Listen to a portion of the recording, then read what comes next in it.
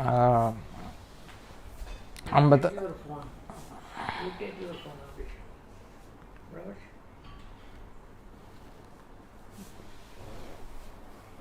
सो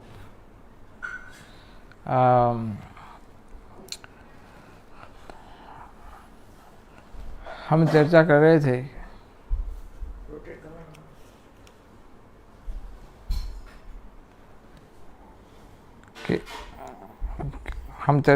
थे कि सूर्य ने भगवान हनुमान जी ने सूर्य को निकल लिया था और बाद में सब अलग अलग प्रकार के वरदान मिले थे. And we were discussing about किस तरह से सूर्यदेव के पास जब वो गए हनुमान जी और उनसे शिक्षा ग्रहण करने के लिए जब कहा तो सूर्यदेव ने उनको कहा कि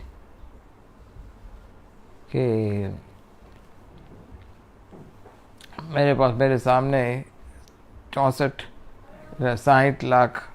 लाख ऋषि ऑलरेडी बैठे हैं और वहाँ पर तुम बैठ नहीं पाओगे. हनुमान जी ने कहा कोई बात नहीं, मैं खड़े खड़े रहकर सुनूंगा. तो बोले नहीं, खड़े रहोगे तो तुम्हें उल्टे पांव चलना पड़ेगा, तो मैं तभी तुम्हें सिखा सकता हूँ. तो हनुमान जी 60 ऑर्बिट घूम रहे थे उल्टे पांव और उन्होंने पूरा शिक्षा ग्रहण किया. और जब सूर्यदेव ने कहा गुरु दक्षिणा में क्या दोगे, तो हनुमान जी ने कहा तुम बोलो जो मांगो दे सकते हैं. तो सूर्यदेव ने कहा मेरा एक अंश है, उसका नाम है सुग्रीव, वो तुम्हारी प्रजाति में, वानर प्रजाति में, और मैं चाहता हूँ कि तुम उसका सुरक्षा करो, उसकी सहायता करो.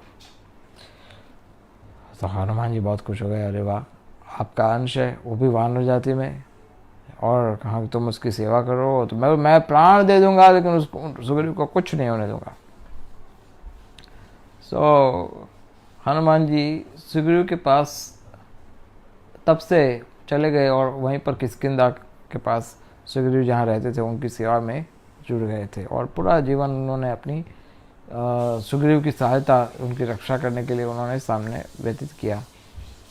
और ये सुग्रीव किस तरह से सूर्य का पुत्र हुआ, ये भी बड़ी रोचक कथा है. सूर्य के पुत्र के रूप में सुग्रीव इस तरह से हुए कि एक बड़ी पतिव्रता स्त्री थी जिसका नाम था नारायणी और उसके पति का नाम था उग्र तपस. उग्र तपस का अर्थ होता है कि जो तपस्या करने में बहुत कठोर हो, बहुत कठोर तपस्या करता है ऐसा. लेकिन दुर्भाग्य से उसके नाम जैसे उसके गुण नहीं थे. वो जो उसका जो पति था उस स्त्री का, वो बहुत ही लंपट और बहुत ही व्यभिचारी था. किंतु उसकी पत्नी जो थी नारायणी, वो सती थी, पवित्र नारी थी और अपने पति की प्रसन्नता के लिए वो कुछ भी कर सकती थी. तो वो उग्र तप अपने पाप कर्म के परिणाम से भगवान ने उसका शरीर जो है उसको पूरी तरह से कमज़ोर कर दिया कि उसको बास्केट में लेकर के जाना पड़ता था.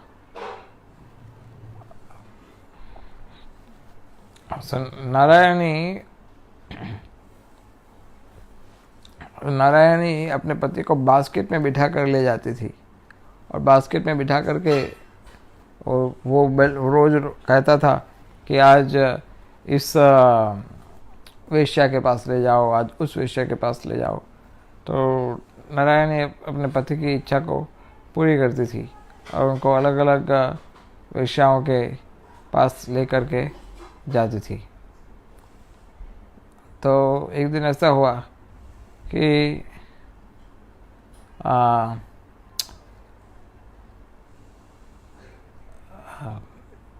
उग्र तपस जब जा रहे थे तो एक ऋषि वहाँ पर जिसका नाम था विष्मांड ऋषि, एक ऋषि वहाँ पर विराजमान थे और वो ऋषि और राजा के बीच में कुछ मतभेद हुआ था और मिसअंडरस्टैंडिंग हुई थी, गलत फहमी हो गई थी।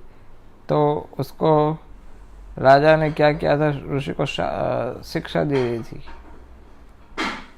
क्या शिक्षा दी थी कि उसको एक त्रिशूल की नोक पर बिठा दिया था, त्रिशूल की नोक पर बिठा दिया था और वो वहीं पर कष्ट भुगत रहे थे।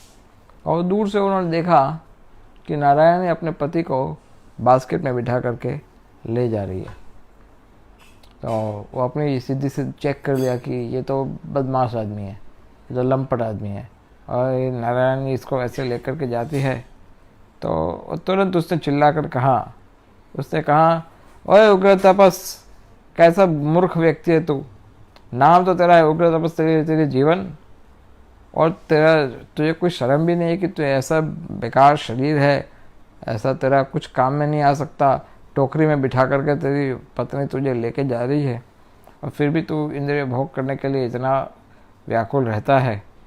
तो मैं तुम्हें ये शाप दे देता हूँ। क्या शाप दिया कि तुम कल का सूर्योदय नहीं देखोगे, कल का सूर्योदय नहीं देखोगे। इसका अर्थ होता है कि परसों का वो देख सकता है, लेकिन कल का सूर्योदय तुम नहीं देखोगे, तुम मर जाओगे। ये शाप दे दिया। तो नारायणी ने जब ये शाप सुना कि उसके पति को कह दिया कि तुम कल का सूर्योदय नहीं देखोगे, तो संसार में आज तक कभी ऐसा हुआ नहीं, लेकिन ये पतिव्रता स्त्री का ये शक्ति या तेज इतना प्रबल होता है। तो तुरंत उसने कह दिया सामने कि तुम मेरे पति को शाप क्यों दे रहे हो? अगर तुम्हारा ये शाप है कि वो कल का सूर्योदय नहीं देखेगा, तो मैं कहती हूँ कि ये परसों का सूर्योदय अवश्य देखेगा, क्योंकि कल मैं होने ही नहीं दूंगी। तो सब चौंक गए कि ये कैसे हो सकता है। तो उसने अपने तपोबल से, अपनी पवित्रता से सूर्य को बोल दिया कि कल तुम्हारा उदय नहीं होगा, एक दिन के लिए you will be on a break, you know. So generally this is not possible for any ordinary person, this is only because of, ये संभव हुआ एक पतिव्रता नारी के कारण। तो तपस्या का ये परिणाम हुआ कि दूसरे दिन सूर्य को ब्रेक मिला। तभी क्या हुआ, दूसरे दिन सुबह अरुण, जो कि चेरियट ड्राइवर है सूर्य का, वो उसने तो अपना रथ वथ सब तैयार किया, घोड़े को एकदम कस कर उसको सब बांध दिया, सब रेडी कर दिया, सीट वगैरह, राजा की सीट सब साफ कर दी और एकदम एक गाड़ी एकदम तैयार करके रखी थी कि सूर्यदेव आएंगे और बैठेंगे। लेकिन उसको समाचार प्राप्त हुआ कि आज सूर्यदेव को छुट्टी है, you know, Suryadev is lock down for 1 day. जैसे आप लोग जैसे घर में होता है, इस तरह से आज सूर्यदेव बाहर नहीं निकलने वाले। तो अरुण सोचने लगा कि वाह, मेरी लाइफ में तो कभी ऐसा होता नहीं कि मुझे एक दिन का भी हॉलिडे मिले। आज मुझे हॉलिडे मिला है इतने समय के पश्चात, तो यू नो एक दिन के हॉलिडे में मैं जितना हो सके उतना एंजॉय कर लेता हूँ, as much as I can, जितना हो सके उतना एंजॉय कर लेता हूँ। तो वो सोच रहे थे कि मुझे क्या एंजॉय करना चाहिए, क्या एंजॉय करना चाहिए, क्या एंजॉय करना चाहिए। उसने सोचा कि मुझे स्वर्ग चले जाना चाहिए, और स्वर्ग में जाकर के सबसे पहले उसने ट्राई किया कि मैं बुक निकालता हूँ कि स्वर्ग के डिटेल, स्वर्ग की जो डिटेल जहाँ पर हो उसकी बुक निकालता हूँ। और स्वर्ग में पूरा डिटेल उसने पढ़ा कि वहाँ पर अप्सराएं होती है, इंद्र वगैरह फेस्टिवल मनाते हैं, और वहाँ पर कुछ पार्टी होने वाली है। सो उसने कहा कि चलो आज इसी पार्टी में जाते हैं। और पार्टी में सबसे पहले उसने सुना कि आज मेनका स्पेशल डांस करने वाली है, तो और भी खुश हो गया कि आज चलो मेनका का डांस भी देखने को मिल जाएगा। तो वो स्वर्ग की पार्टी में चले जाएंगे, लेकिन कंडीशन ये थी कि वो पार्टी में केवल इनवाइटेड गेस्ट ही जा सकते हैं, सब नहीं जा सकते। तो पास चाहिए, यू नो, टिकट चाहिए, नहीं तो द्वारपाल अंदर एंट्री नहीं करने देते थे उस पार्टी प्लेस में। तो उसने सोचा कि इसके लिए क्या कर सकते हैं, इसके लिए मैं क्या कर सकता हूँ, क्या कर सकता हूँ। तो बाद में सोचा कि मेरे पास तो यौगिक शक्ति है, मैं जो चाहूँ वो रूप धारण कर सकता हूँ, मुझ में तो क्षमता है, शक्ति है। जनरली देवताओं के पास इस प्रकार की शक्तियाँ होती है कि वो जो चाहे वो स्वरूप स्वीकार कर सकते हैं।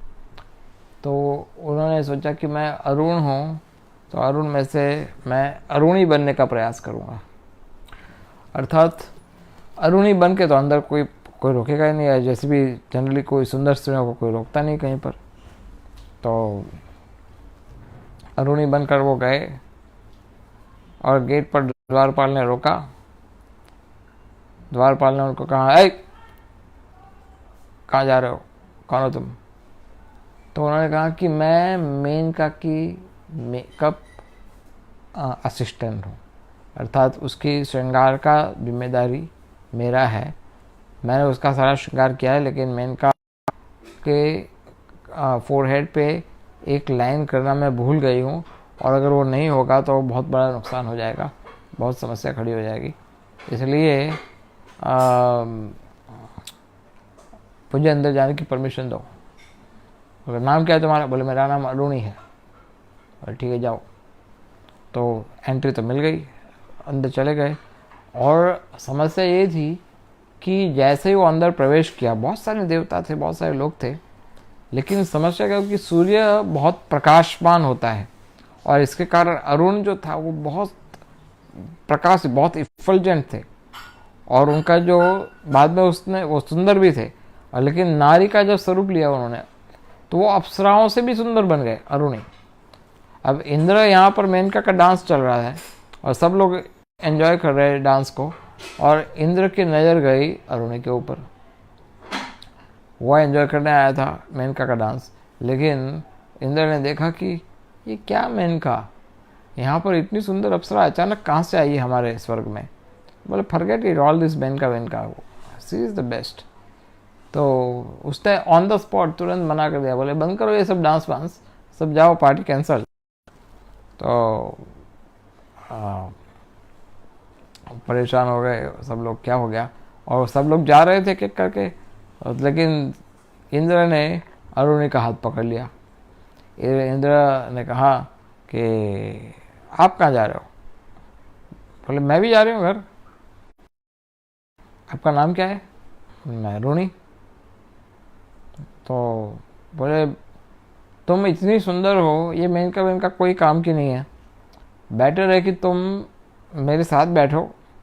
मैं तुम्हारे कारण तो ये पार्टी कैंसिल किया है, मैं चाहता हूँ कि तुम मेरे आसन पे बैठ जाओ, मेरे साथ, इंद्राणी के साथ तुम्हारा स्थान होगा, तो मैं इंद्र की पत्नी का सौभाग्य मैं प्रदान करूँगा। तो बोले नहीं नहीं नहीं, मैं कोई लड़की फड़की नहीं हूँ, मैं तो ऐसे घुस गया था लड़की का रूप धारण करके, मैं तो हूँ सूर्यदेव का सारथी अरुण, आपने मुझे पहचाना नहीं? बोला आप जो कोई भी हो, अभी तो तुम बहुत सुंदर कन्या हो, बहुत सुंदर स्त्री हो, और इसलिए मैं तुम्हें ऐसे जाने नहीं दूंगा, और मैं अब यहाँ पर तुम्हें एक पुत्र दे करके ही छोड़ूंगा। पुत्र? बोले मैं लड़की हूँ ही नहीं, तो मुझे पुत्र कैसे दोगे? तो मैं नहीं, ये नहीं हो सकता। बोले नहीं, ये मेरा आदेश है, तुम्हें इसका पालन करना ही पड़ेगा, तुम इतने सुंदर हो। तो जनरली ऐसा होता है, जब काम से प्रभावित इंद्र हो जाता है तो वो भूल गया कि वो क्या कर रहा है।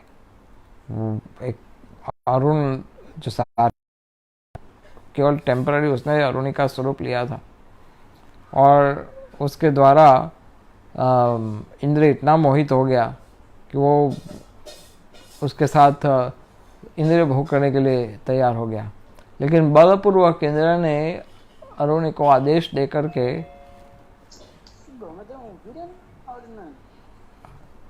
इंद्र को आदेश दे करके अरुणी ने पुत्र दे दिया अरुणी को इंद्र ने। वो तो एक गर्भ हो गया अरुणी के पेट में। अरुणी बड़ी चिंतित हो गई, चिंता करके वो तो चली गई अपने वापस। उसको नेक्स्ट डे मॉर्निंग का तो ड्यूटी था, तो नेक्स्ट डे मॉर्निंग गई, और तो अभी तो वापस उसने शरीर धारण कर लिया, पर लेकिन वो उसका बीज तो उसके पास ही था उसके शरीर में।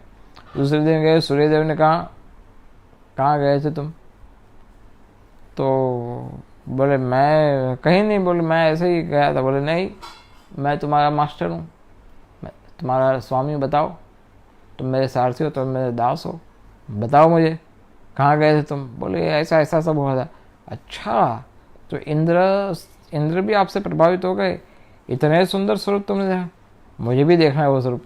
तो अरुण जो था वो सोचने लगा, बोले ये कहाँ फंस गया मैं, भाई एक दिन की छुट्टी क्या ले ली और गया, वो अरुण ही बन गया, तो इंद्र मोहित हो गया, अब यहाँ पर हमारे ये सूर्यदेव भी मोहित हो गए।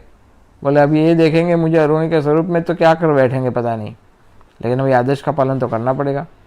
तो अरुणी का स्वरूप 1 सेकंड के लिए फिर से अरुणी का स्वरूप लिया उन्होंने, लेकिन सूर्य ने बोला हाँ ऐसे नहीं जाने दूंगा मैं तुम्हें, अब तुम्हें भी एक पुत्र प्राप्त करना पड़ेगा। तो अरुणी बोले नहीं नहीं, और मैं पुरुष हूँ, मैं स्त्री नहीं हूँ। तो बोले नहीं, तुम्हें भी एक पुत्र प्राप्त होगा। तो अरुणी के घर में एक बच्चा तो ऑलरेडी था जो इंद्र का अंश था, और सूर्यदेव ने और एक अंश दिया कि जो सूर्यदेव का बीज था, सूर्यदेव का अंश था। तो अरुणी के गर्भ में से 2 जुड़वा बेटे जन्म लिया। तो इंद्र का अंश वाला जो पुत्र था वो बना बाली, और सूर्यदेव का अंश वाला जो पुत्र था वो बना सुग्रीव।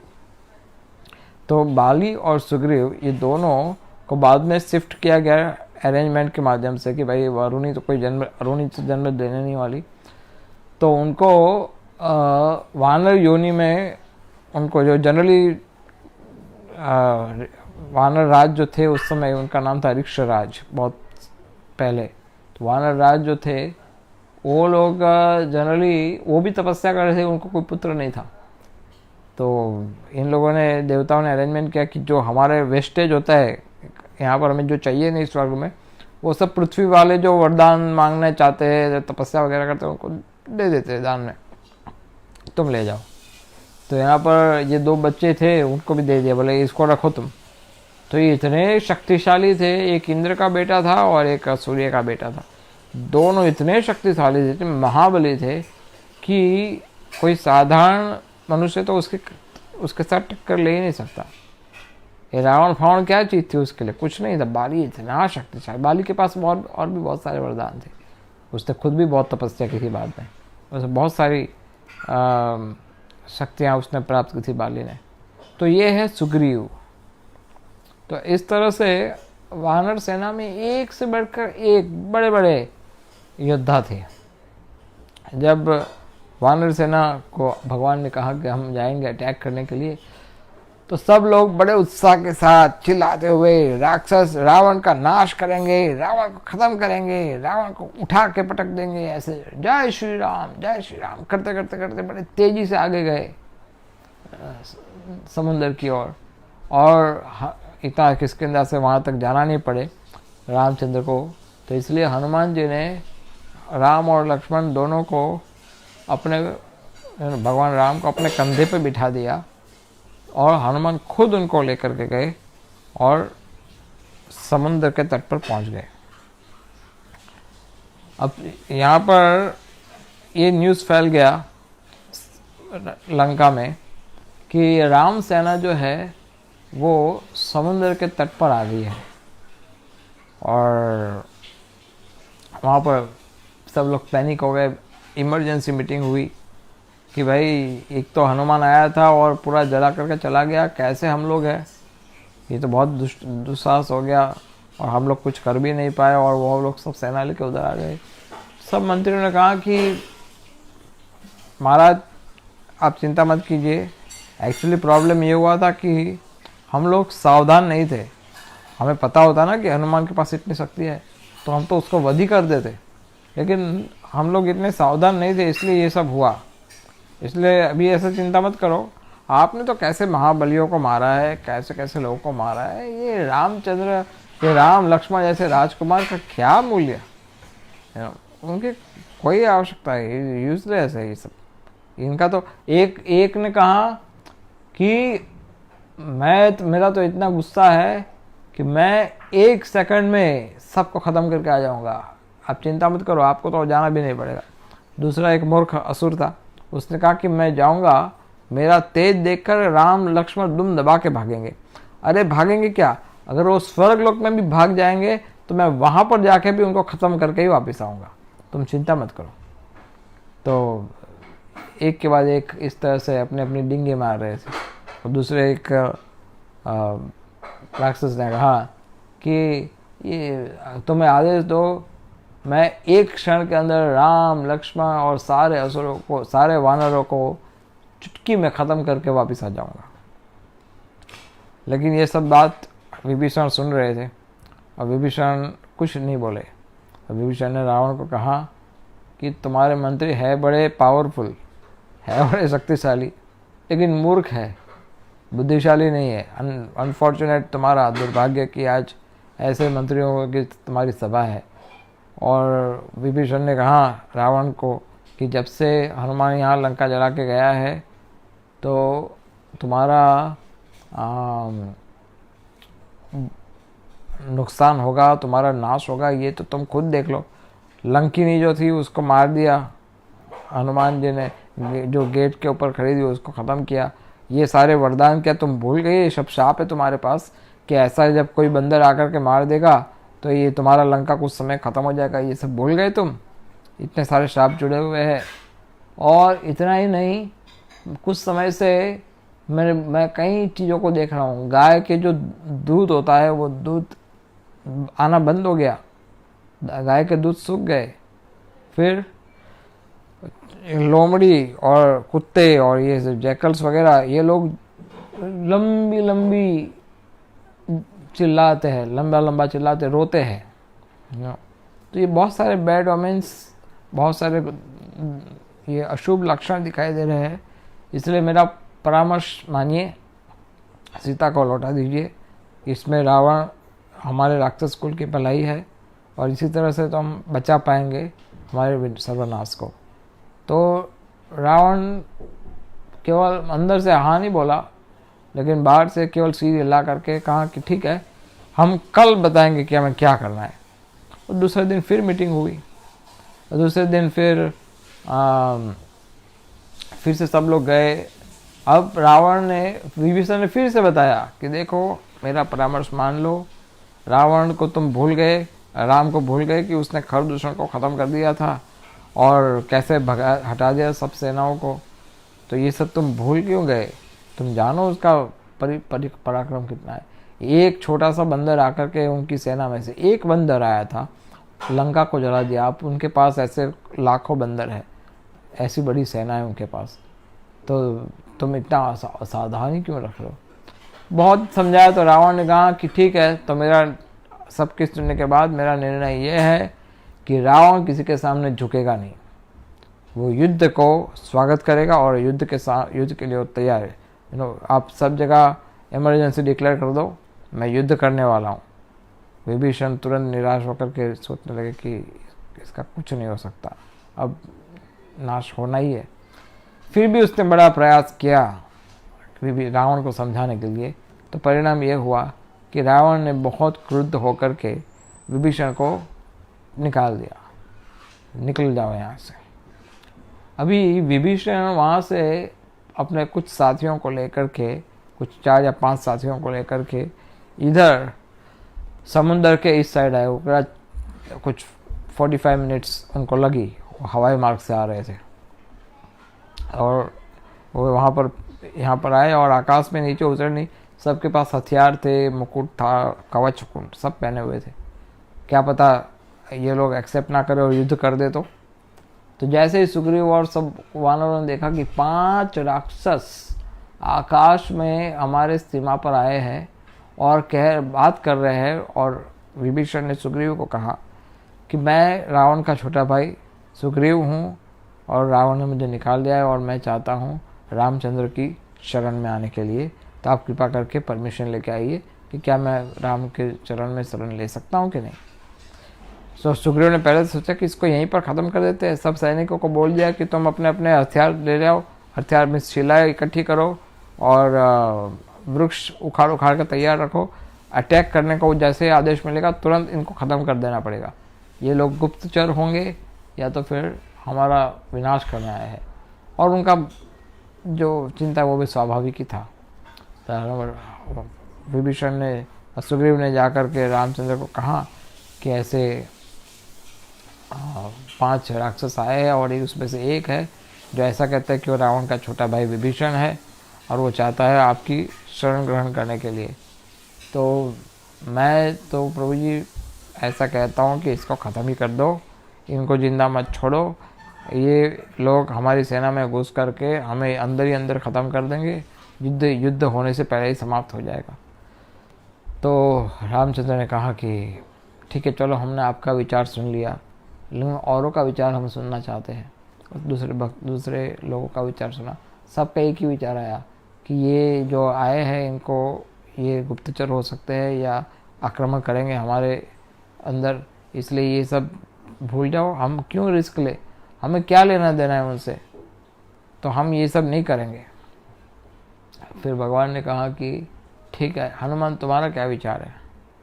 तो हनुमान ने कहा मेरा विचार क्या, आप तो सर्वज्ञ हो, आप पूर्ण पुरुषोत्तम हो, आपको तो जानते हो कि किसको स्वीकार करना किसको नहीं स्वीकार करना, हमारे सब परामर्श से आपको क्या लेना देना, फिर भी आप इतने दयालु हो कि हमारा परामर्श मांग रहे हो। ये एक लीडरशिप का क्वालिटी होता है कि वो परामर्श सुनते हैं लोगों का। तो भगवान भक्त वत्सल है और राजा भी थे, तो उन्होंने सबके परामर्श सुने। लेकिन फिर भी अगर आपने पूछा है मेरा परामर्श, तो मेरा परामर्श ये है कि आप उनको अपनी शरण में ले लो। तो रामचंद्र ने कहा मेरा भी विचार तो यही था कि मैं इनको अपने शरण में लूँ। सब ने विरोध किया, नहीं नहीं नहीं ऐसा मत करना। सुग्रीव ने कहा कि प्रभु आप मानते क्यों नहीं है, ऐसे व्यक्ति को शरण नहीं दी जा सकती। तो बहुत डिस्कशन चली इसमें लेकर के। रामचंद्र ने कहा कि नहीं ऐसा नहीं होता है, हर एक व्यक्ति खराब दुष्ट नहीं होता है, राक्षस में भी कुछ अच्छे लोग हो सकते हैं। लेकिन फिर जब ज़्यादा डिस्कशन हुआ तो रामचंद्र ने घोषित कर दिया कि ये मेरा व्रत है कि जो कोई भी केवल एक बार कह दे कि हे राम मैं आपकी शरण में हूँ, मैं उसको उसी क्षण अभय प्रदान करता हूँ। सकृदेव प्रपन्न तवास्मीन इति याचते। तो केवल एक बार कह देता है हे राम मैं आपका हूँ, इसलिए आप भक्तों को डरने की आवश्यकता नहीं। आप कई भक्त लोग परेशान है, चिंतित है कि कोरोना वायरस हमें घसीट लेगा, ग्रस्त कर देगा, और दिन ब दिन तो केस बढ़ रहे हैं, रोज़ नए नए समाचार सुनने में आ रहे हैं। और कुछ ज्योतिष ऐसा भी कहते हैं कि आज से लेकर के 5 दिन तक रामनवमी के तक बहुत ग्रहों की दशा बहुत भारी है। और ये सब जो समाचार सुनने में आते हैं, इससे हो सकता है भक्त लोग थोड़ा चिंतित हो जाए कि हमारा क्या होगा या हम क्या करेंगे, हमें डर लगेगा कहीं हम में से कोई। लेकिन ये सब सोचने की कोई आवश्यकता नहीं है। क्यों? जिसको रामचंद्र रक्षा करेंगे उसको कोई कुछ नहीं कर सकता, और जिसकी रामचंद्र जिसको विनाश करना चाहते हैं उसको कोई बचा नहीं सकता। तो इतना चिंता करने की क्या आवश्यकता है? रामचंद्र की शरणागत, तो रामचंद्र का व्रत लिया है, ये उनका प्रतिज्ञा है। एक बार कोई कह देगा कि मैं हे राम मैं आपकी शरण में हूँ, मुझे आप आश्रय दीजिए, तो नेक्स्ट मोमेंट इमीडिएटली बोलना भगवान तुरंत उसको अभय प्रदान कर देते हैं, तुरंत अभय हो जाता है उसको। Don't worry, I am there, Ramchandra से आई विल प्रोटेक्ट यू। तो जब ये बात हुई तो विभीषण को बुलाया, यस सर प्लीज़ कम, बुलाया आपको, जाइए। विभीषण वहाँ पर गए। अब विभीषण जाकर के रामचंद्र के चरणों में प्रणाम किया, और पहली बार रामचंद्र का दर्शन किया, इतने प्रभावित हुए, उनके आंखों में से इतना पानी बहने लगा, और रामचंद्र के चरण को पकड़ लिया कस के, छोड़ा ही नहीं। और काफ़ी देर तक पकड़ के रखे। और विभीषण रामचंद्र ने कहा कि उठो विभीषण। तो बाद में फिर विभीषण को भगवान ने राजा घोषित कर दिया, समुंदर का जल मंगवाया और उसका राज्याभिषेक विभीषण का कर दिया। और ऐसा भी कहीं कहते हैं कुछ कि जब सुग्रीव ने पूछा कि आपने इसको, ये विभीषण आया, आप उसने उस लंका का राजा बना दिया, कल उठ के अगर रावण आपकी शरण में आ जाएगा तो आप क्या करोगे? फिर आपके पास तो अब कुछ बचा नहीं, लंका चली गई, तो क्या करोगे? तो भगवान ने कहा कि तुम भूल रहे हो सुग्रीव, मेरे पास अभी मेरा अयोध्या भी है।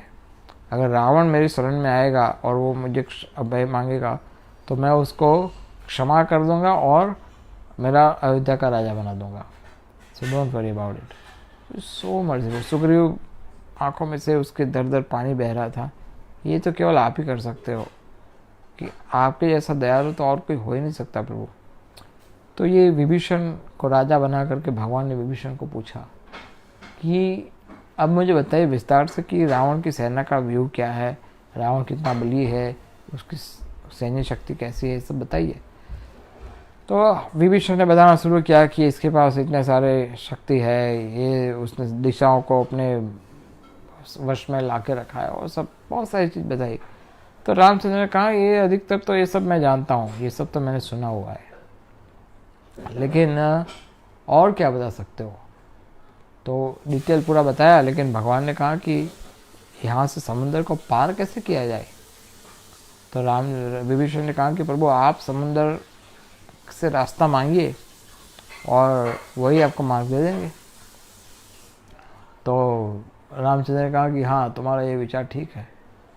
तो उठने में ये सब बात हो रहा था, वहाँ पर रावण की ओर से कुछ लोग आकर के आकाश मार्ग से आए थे और चेक करके गए कि इन लोग के पास कितनी सेना है, क्या है उनके पास, और जाकर के रावण को बता दिया कि यहाँ पर तो एक समुद्र के तट पे दूसरा समुद्र दिखाई दे रहा है सेना का। इतनी बड़ी सेना लेके आए हैं और ये दो बड़े राजकुमार जिसको देखने से ही भय लगता है। तो और आपका छोटा भाई विभीषण अब उनके पास बैठा है और सब बता रहा है कि क्या करना चाहिए क्या नहीं करना चाहिए। और रावण इतने डर गए, रावण ने सोचा कि हाँ अब क्या करेंगे। तो उसने फिर से मीटिंग किया, फिर वापस शुरू किया अपना क्या किया जाए आगे का प्लानिंग। तो यहाँ पर रामचंद्र ने 3 दिन के लिए समुद्र से प्रार्थना करने के लिए पूजा करने का अनुष्ठान किया। लक्ष्मण इस चीज़ को एक्सेप्ट नहीं कर रहा था। लक्ष्मण सोचे क्या आप समुद्र से भीख मांगेंगे, हम लोग क्षत्रिय है, आप स्वयं भगवान हो, आप क्यों इससे भीख मांगोगे, वो आपका दास है, वो आएगा आपके आदेश पे, आदेश दे दो उसको। रामचंद्र ने कहा नहीं ये तरीका ठीक नहीं है, विभीषण का सुझाव ठीक है, हम उनकी उपासना करेंगे, उनकी पूजा करेंगे और वो आएंगे और हमें मार देंगे। 3 दिन और 3 रात तक रामचंद्र ने उपवास किया, लेकिन वो मूर्ख समुद्र वो आया ही नहीं और उसने रामचंद्र का अपमान किया। तो रामचंद्र ने फिर अपनी दिव्य लीला प्रस्तुत करने का प्लान बनाया, क्योंकि ऐसे कभी कभी रामचंद्र तो हमेशा ऐसे कार्य करते थे कि साधारण मनुष्य की तरह किए जाए, लेकिन कभी कभी ऐसे कार्य भी उन्होंने किए हैं जो मनुष्य नहीं कर सकता। जैसे धनुष तोड़ दिया था, ये कोई साधारण कार्य नहीं है। अब समुद्र को सुखाने के लिए भगवान तैयार हो गए, तो अपना शौर्य अपना भगवत्ता कभी कभी दिखाते हैं। तो रामचंद्र ने संधान किया बाण का। पहले तो सौरों ने एक बाण लिया और एक साथ सैकड़ों बाण समुद्र की ओर फेंक दिए, और केवल इतने से ही समुद्र में सुनामी आने लगी। आकाश में सब देवता डर गए, आकाशवाणी होने लगी, रामचंद्र प्लीज शांत हो जाइए, शांत हो जाइए। बड़ी बड़ी मछलियां भाग गई, समुद्र पूरा खाली होने लगा, समुद्र में तूफान आ गया। लक्ष्मण ने भी हाथ पकड़ लिया भगवान का, दौड़ करके गए। लक्ष्मण ने कहा कि प्रभु ऐसा क्रोध मत कीजिए, ये सब नष्ट हो जाएगा, ऐसा क्रोध मत कीजिए। तो रामचंद्र ने कहा, कुछ नहीं उत्तर दिया रामचंद्र ने, उनका क्रोध समाप्त नहीं हुआ। देवताओं लोग ने प्रार्थना शुरू कर दी, प्रभु प्लीज आप क्रोध मत कीजिए, सब प्रलय हो जाएगा, लेकिन रामचंद्र का क्रोध शांत नहीं हुआ। रामचंद्र ने सीधा ब्रह्मास्त्र का आह्वान किया और ब्रह्मास्त्र को संधान भी किया। जैसे ही ब्रह्मास्त्र का संधान किया तुरंत समुद्र हाथ जोड़ करके आ गया, क्षमा कर दीजिए, मैं गलती हो गई, मैंने सोचा कि आप साधारण मनुष्य है, लेकिन अब जाके पता पड़ा कि यू आर द बॉस, मैं गलती कर दिया, आई एम सॉरी। ऐसा सब प्रार्थना करने लगा और मुझे शरण में मुझे मार दो। वो तो सुना था ना अभी कि मेरा व्रत है, शरण में आएगा तो अभय दे देंगे, तो मैं आपकी शरण में हूँ, मेरी रक्षा कीजिए। तो भगवान ने कहा कि देखो मैं तुम्हें क्षमा तो कर देता हूँ, लेकिन ये ब्रह्मास्त्र का क्या करूँ, इसको छोड़ना पड़ेगा, अब तो संधान हो गया है और मेरा बाण कभी वापस नहीं जाता है, इसका क्या करें। तो समुद्र ने कहा कि उत्तर दिशा की ओर कुछ ऐसी जगह है जहाँ पर बहुत असुर रहते हैं और बहुत पाप करते हैं। मैं नहीं चाहता कि समुद्र मेरा उपयोग वो लोग करे, तो आप वही ब्रह्मास्त्र से नॉर्थ साइड के जितने भी असुर है वो सबको ख़त्म कर दो। जैसे आजकल कोरोना नाम का ब्रह्मास्त्र घूम रहा है पूरे विश्व में, और जो सबसे पापी है उन सबके कर दोष का सबके अपने अपने कर्मों का परिणाम भुगत रहे हैं। सो भगवान ने ब्रह्मास्त्र फेंका और सारा ऊपर पूरा इलाका जल गया, ख़त्म हो गया। और भगवान ने कहा कि इसका मार्ग बताओ कैसे जा सकते हैं। तो समुद्र ने कहा कि ये तो आपकी वानर सेना में ही हो जाएगा। आपके पास जो ये नल है ये इंजीनियर है, विश्वकर्मा का पुत्र है, विश्वकर्मा का बेटा है, इसको सब आता है, ये सब कुछ कर सकता है। एक्चुअली नल के पास बहुत शक्ति थी।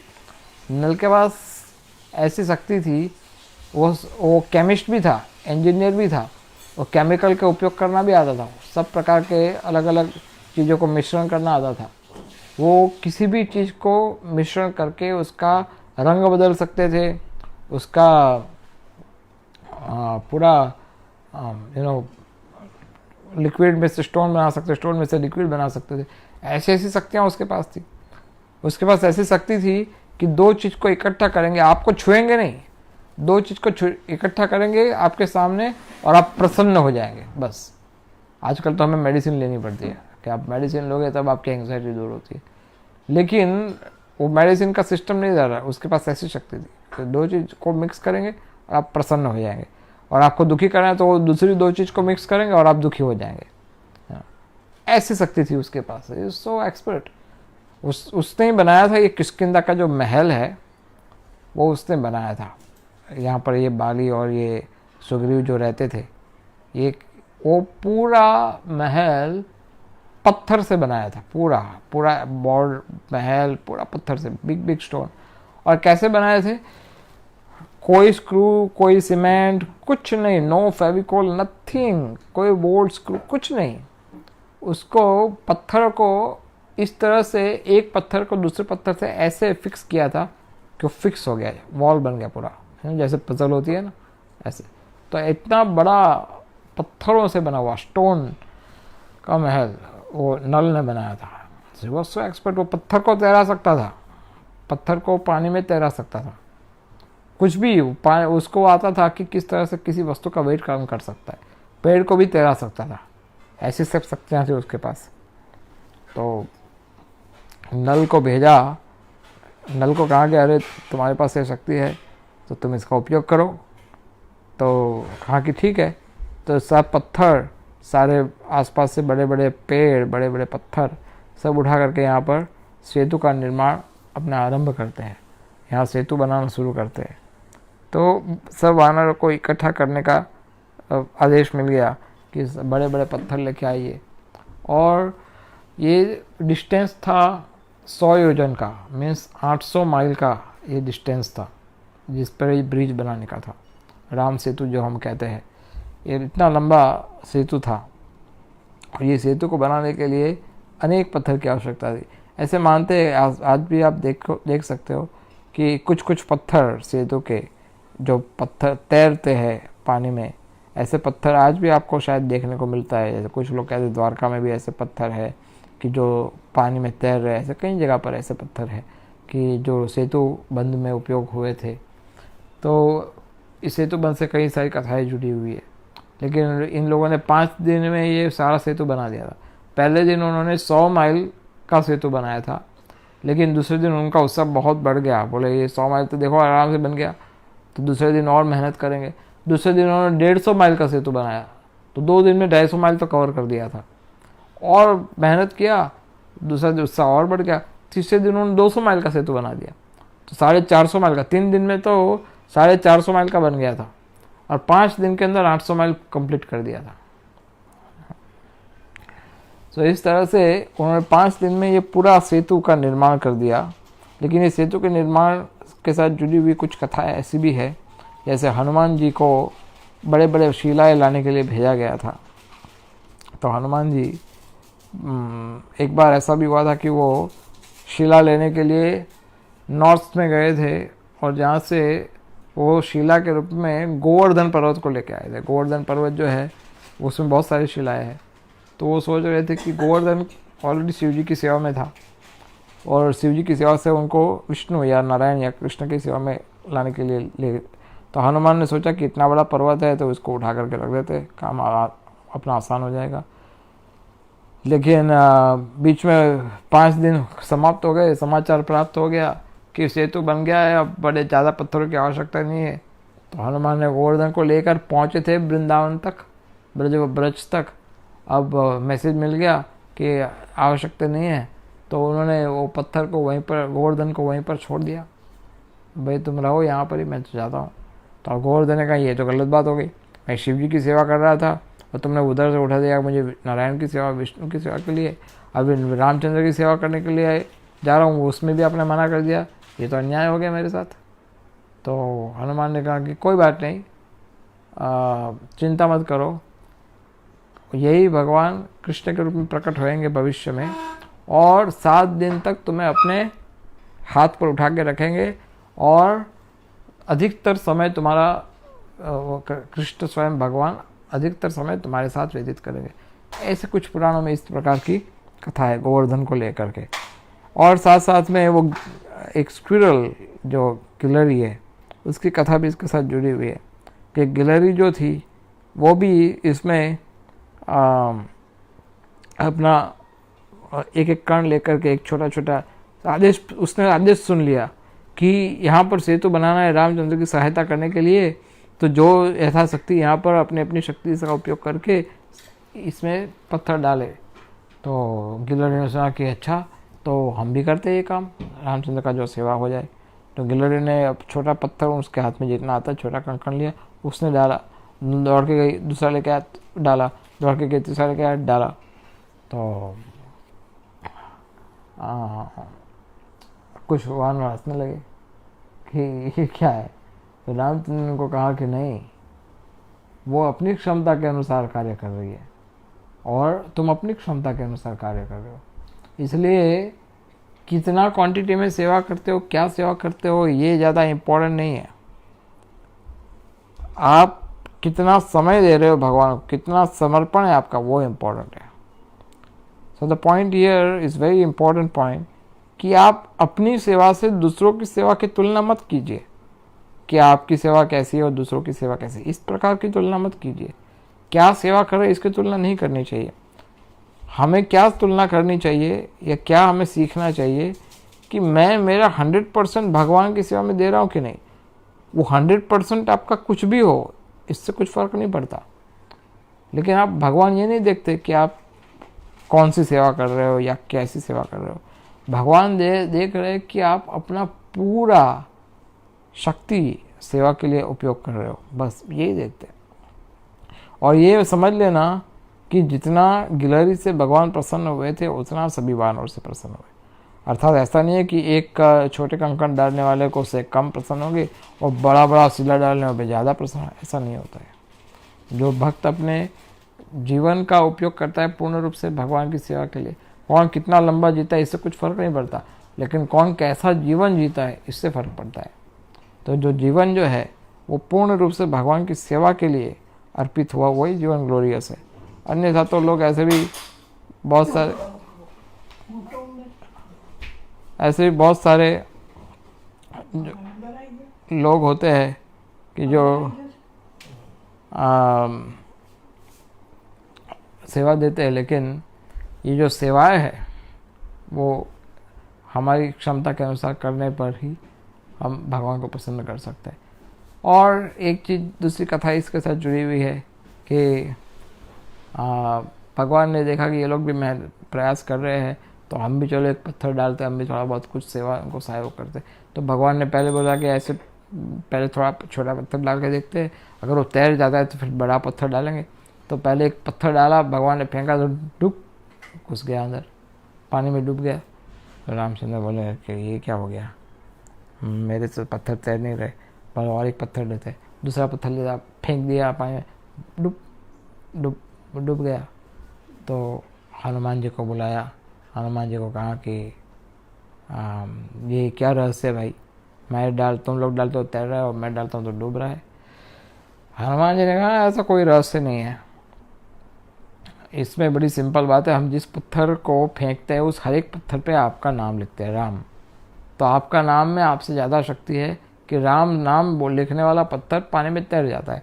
और आप ये क्यों भूल जाते हो कि जिसको राम के नाम का आश्रय हो तो कभी डूब ही नहीं सकता।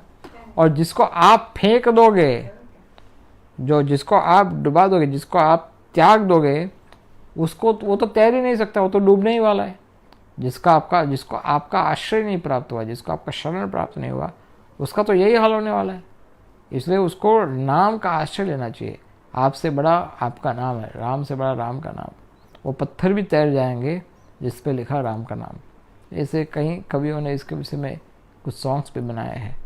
तो इस तरह से रामचंद्र भगवान के नाम में उतनी ही शक्ति है जितनी, उनसे अधिक शक्ति जितनी राम में है। इसलिए आप बड़े भाग्यशाली भक्त हैं कि आप निरंतर हरे कृष्ण मंत्र का उच्चारण कर रहे हैं, राम का नाम जप कर रहे हैं।